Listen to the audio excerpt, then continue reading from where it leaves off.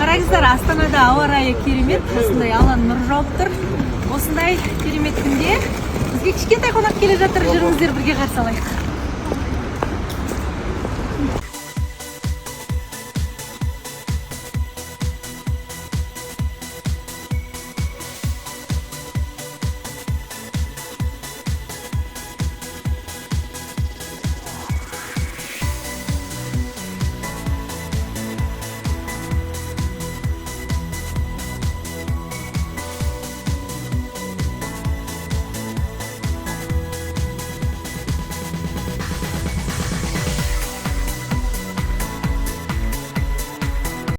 Aldığında çayı toz ketті ары қарай.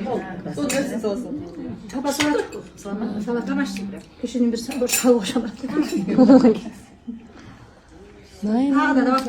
Осторожно, бір жұмыс сақтап қала береді. Қайда ше жұмыс? Домашний бір şey. Иә. Домашний. Әкеңіздер.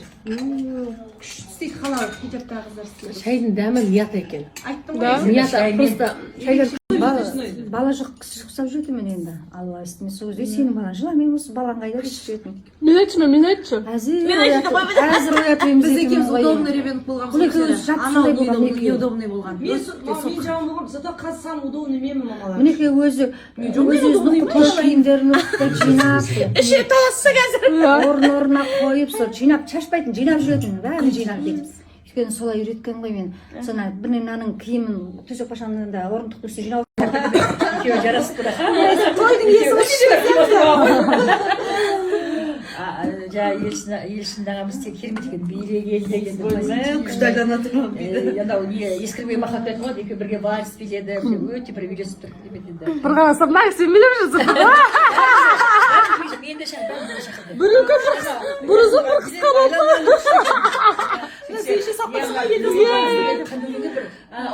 Ұлықпан өлі айтты баяғы настроение сол кезде кісінің дөңгелен бүкіл оған дөңгелеп тұрып кетеді ғой. Мен қарасам көз түйсінетіп көрсем әдемі қартайып үш қызымыз да білеміз, еңбекқор қыздар.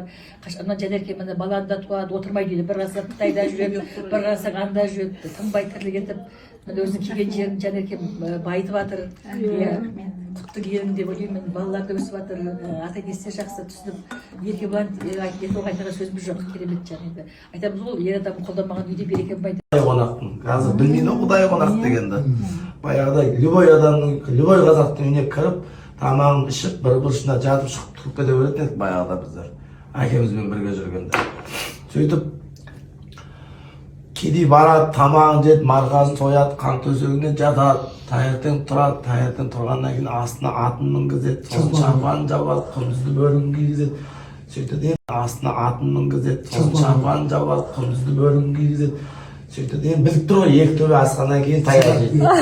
Сөйтіп бір төбе асады, ешкім жоқ, екі төбе асады, ешкім жоқ, үш төбе, төрт, ауылына шейін бар ешкім тиіспейді. Сөйтіп бұл қайтып келеді жаңағы байға. Айтады, осындай естіп едім.